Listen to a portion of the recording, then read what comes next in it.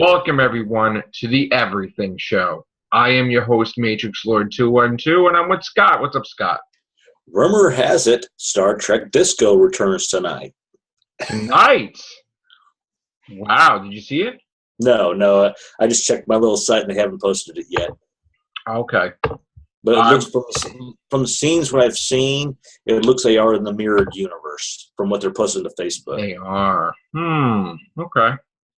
Now, we saw a trailer yesterday, I didn't get to talk about it that much, about Godzilla Planet, or whatever that is. I mean, I know it's released overseas. Yeah. It's going to be released soon on Netflix. It's going to be the first of 3. It looks really good. Like Chris said, it's the biggest Godzilla we've ever seen. That Godzilla Planet or Planet? Yeah. Okay. Yes. So, Godzilla Monster Planet. Monster Planet is frustrating. I remember Godzilla and Planet. That's all I could remember from the damn thing. Right. They kept switching the title. It looks like we are going to get it on January 17th. Ooh. Wait. No, wait a minute. Yes, January 17th. We're going to get 4 it. days after my birthday. Ooh. And the sequel is called Godzilla Battle Mobile Breeding City. That's a weird title. Meet the Transformers on that? It has Mecha Godzilla in the sequel. So set your sights for that, Godzilla fan. Even better. And the latest Insidious, real good. Really? Yes, it sets up the second one real good. The second one? It sets up the second one real well, yes. That's all I'm going to say. This is the fourth one, though, right? Yeah, this is the fourth one, and it sets up the second one. The other ones are in out of order or something? Is that what it is? That's what it's looking like. Oh. I don't think I've seen them all. But, yeah. So it was really good. Now, is there going to be a fifth one, I guess? That I don't know. I'm going to have to check Wikipedia or their IMDb page. But so far, this was done quite well. We see how Lisa comes to be, basically, in this one. Ah. Okay. I was working today. I didn't get the chance to... from how it ends to how it begins backwards. That's what's real weird.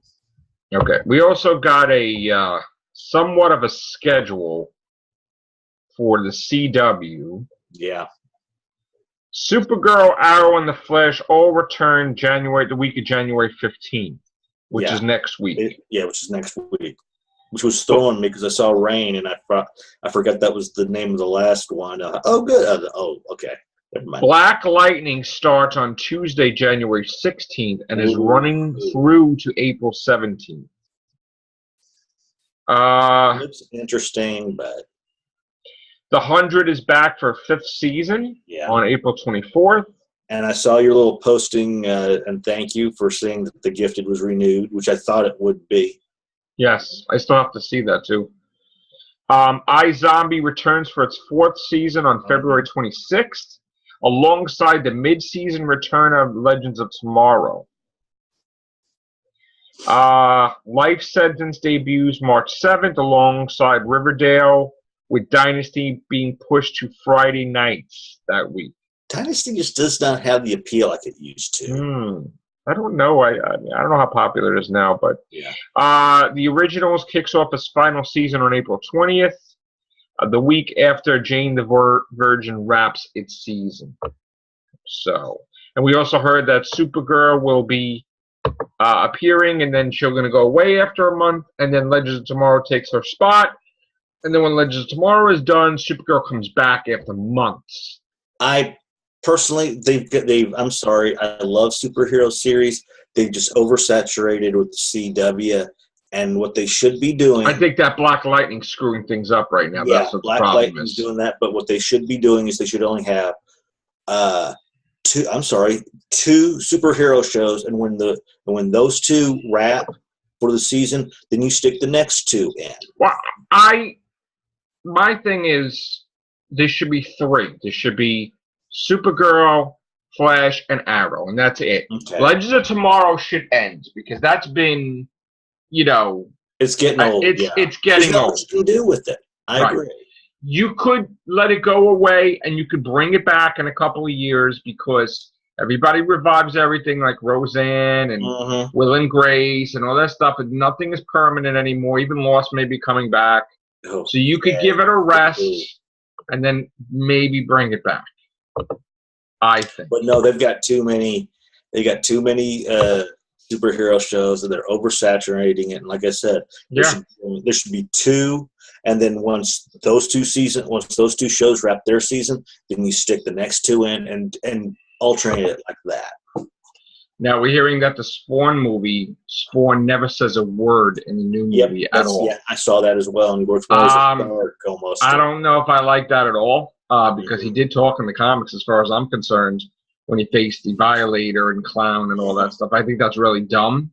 I know they're trying to be artistic, but that's kind of stupid because that's not really. I think maybe they want to save money with dialogue. I don't know. I think that's a step in the wrong direction. I could be wrong. And he is a superhero, by the way. So regardless of them saying he's not a superhero, I don't like them trying to change labels now. About a few years ago, I don't know if it was supposed to be on one of these TV networks or the big screen, but they did it. They attempted to do a Man-Thing movie, and it just I didn't get to see that. I saw pieces. Trust me, you lucked out. I saw it on. I saw it on like USA, TNT movie or something like that. You're not missing anything. Trust me. Now we know that the Marvel guys' contracts are up. Chris Evans, Chris Hemsworth, everybody. It turns out that Chris Hemsworth, who plays the mighty Thor, had just recently stated that he would love to continue playing Thor in more Thor movies, possibly, or even Avengers movies. Now, again, I don't, we can't really tell if anybody. Oh, you mean Captain America movies? Oh yeah, Captain America movies became Avenger movies. I know. Sorry, it's true though. It's damn true. No, he's wants a Thor 4 or Thor 5. Why not? Really? I mean, do we really have to end their contracts? I mean, can't we do some type of incentives? I mean, Disney has tons of money. They can pay them indefinitely. It's so stupid. If you can pay $56 billion to get all these things, you can pay to keep these guys around. Come on. Well, he's probably getting to the point to where he's not getting paid like Robert Downey Jr. is. It's just that he's probably starting to think, okay, we went comical route here, and people are probably going to start. DCEU's got the head of their new entertainment division. Basically, they're Kevin Feige of the DCEU. So that's a good thing. I think the next Thor movie would be the same guy. They said that still be comedy, still be whatever. I mean, they want to keep it that way because it made the most money Thor ever made. So they want to keep the same type of movie. Do you hear me, Scott, or am I getting zapped out? I don't know if it's your side or my side, but one of us keeps getting choppy. Let me check some here. I don't know. It might be on my end. I don't know. But anyway, I'm going to repeat what I said. It looks like Thor 4, if they did it with Chris Hemsworth, would be a comedy because Thor Ragnarok was the most successful Thor ever. Yeah. And they want to continue that trend. And they think that that's the way to go, make it funny. And I agree. That's the not too funny, though. Not too funny. When you get to the point where it's getting to become more and more like Abbott and Costello. Yeah, I mean, it went comedy overboard, I thought, in the last movie. A little too much, I think, for my taste. Yeah. I actually thought it was going to be a different movie entirely, and then it wasn't. It was too funny. So I was like, oh, all right.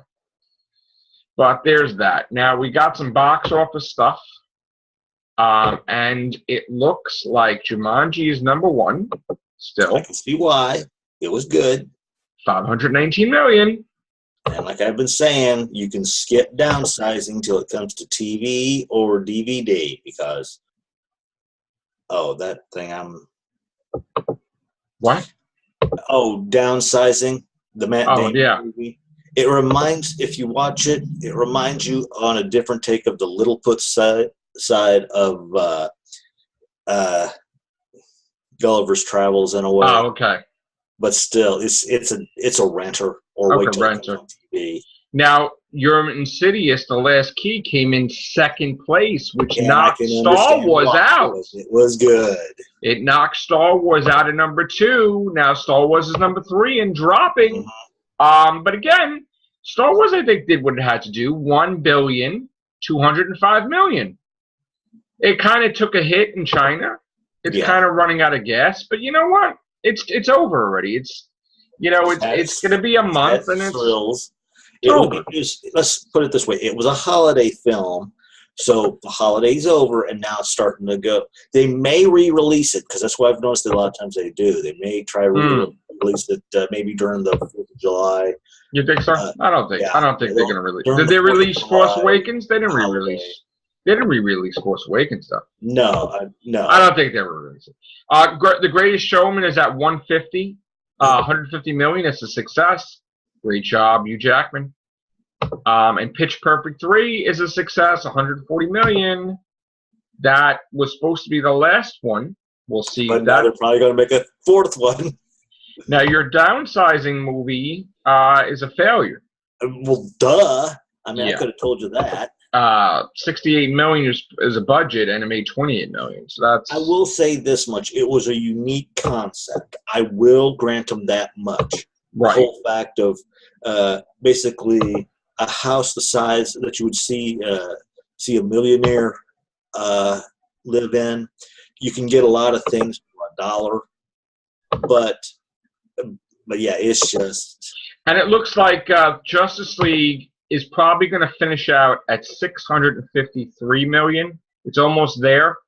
And again, it's only making 100,000 here or there a week. Bruce Wayne's going to be able to buy that bank. And Thor is more than likely going to make 850. Yeah. Even. And then it's going to be gone completely. So great job, Thor Ragnarok. Not so great job, Justice League.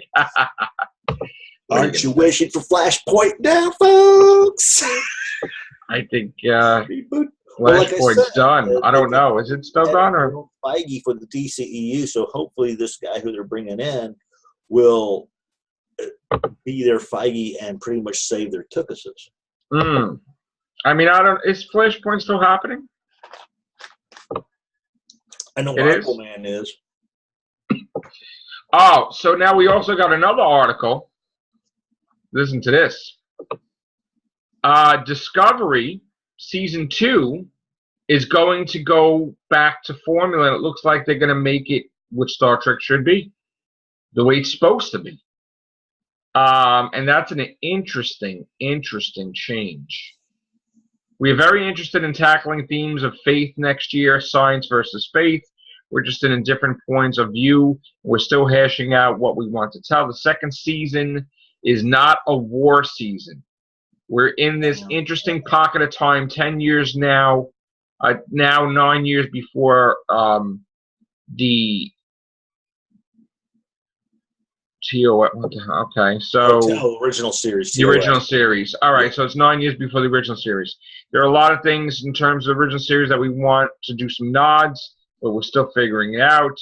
Next season is going to be jam-packed with stuff that we wanted to do the first season. So in other words, they're getting rid of the darkness and the war and all that stuff. Really? Isn't that interesting? Oh, I must be suffering a Mandela effect here. Yes. So they're starting to realize that their little dark take on things aren't working as well as they hoped. So let me get this straight. Discovery is going to become Orville, and Orville is going to become Star Trek The Next Generation. Let's hope. Yeah. Okay. Right. Alrighty then, on that one. Why can't they just keep the Orville the way it is? But someone's going to get sued. Somebody said. We're going to see. Seth MacFarlane may have some grip on there. Somebody had faith, right, that he's going to do. Well, Steampunk's he's going to have as much reign on it as possible. All right. And now they may cut down the comedy a bit, but it's the comedy's basically the mainstay. How could you cut down the comedy, though? Really? Yeah, you cannot cut. How much more could you cut, though? That's ridiculous. Yeah. They can't. Yeah, you got to keep. That's the whole point of the Orville, that it's a funny take. So I hope they don't. Yeah, I don't. Because I know Bill Bixby, he had such a tight rein on the Incredible Hulk during the series. That got funny. That was good after a while when it got funny. Try to cut the changing down to only one per episode.